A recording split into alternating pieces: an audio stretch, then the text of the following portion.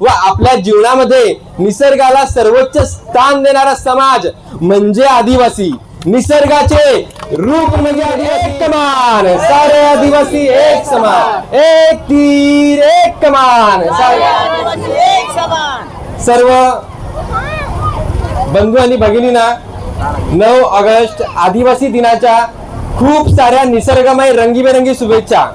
त्यासोबत आद्य क्रांतीवीर राघोजी भांगरे, जननायक धरती आबा भगवान बिरसा मुंडा, वीरंगना झलकारीबाई, चिरनेरचा ढाण्या वाघ, नाग्या कातकरी, रॉबिनहुड तंत्या मामा, उमा नाईक, खाजा नाईक, भागोजी नाईक, राणी दुर्गावती, सिद्धू भैरव कान्हू चांद, भारताचे प्रथम क्रांतीवीर तिलका मांझी, संविधान सभेचे सदस्य जयपाल सिंग मुंडा, डॉक्टर गोविंद गारे व ज्या महामानवाने या मानव जातीच्या कल्याणाकरिता व ज्या महामानवाने या निसर्गाच्या या प्रकृतीच्या रक्षणाकरता आपल्या प्राणाची आहुती दिली त्या सर्व महामानवास माझा निसर्गमय सलाम।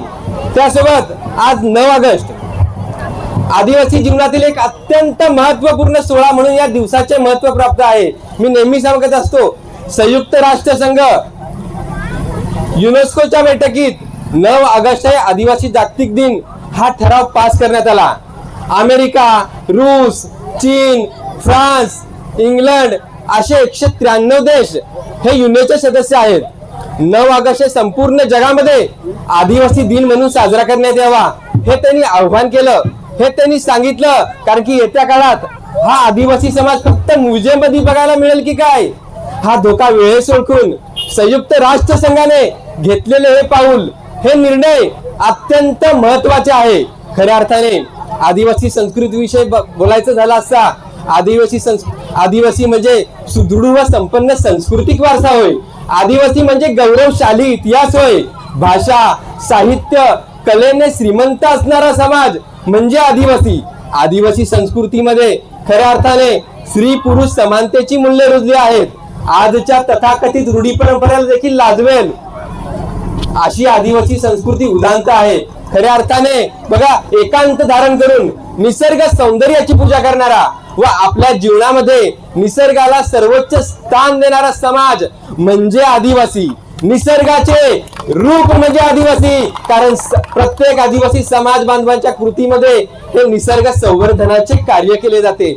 आज आपण बघितलं, 2-4 दिवसापूर्वी टीव्ही वरती बघितलं, जे आपण उत्तर काशीमध्ये तिथे डोंगरदेव नाराज झाले आणि ढगफुटी झाली आणि असंख्य लोक त्या ढगफुटीमध्ये बरेचसे घरं वाहून गेली, कारण की आपण निसर्गाच्या विरुद्ध व्हायला लागलोय।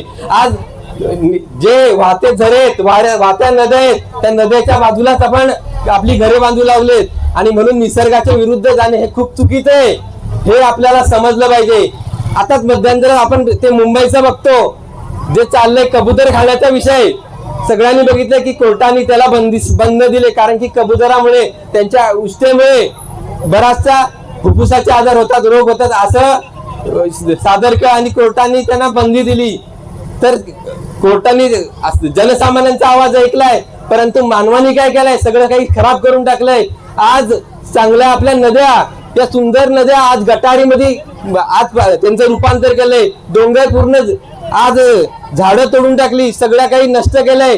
आज प्रत्येक प्राणी, सगळ्यांना त्रास या मानवाने दिलाय आणि खरोखर या जल जंगल जमीन या पशु पक्ष्याचा आवाज म्हणजे आदिवासी। आणि म्हणून आदिवासी सगळ्यांना सांगतोय की निसर्गवादी बना, हेच आपला धर्म आहे आणि निसर्गवादीच जगलं पाहिजे आपण। आणि खूप सारे विषय आहेत आपले, येणाऱ्या काळामध्ये आपण नक्कीच त्या विषयावरती चर्चा करणार। तुर्तास मी आपल्या इथेच माझं मन व्यक्त करतो आणि इथे रजा घेतो।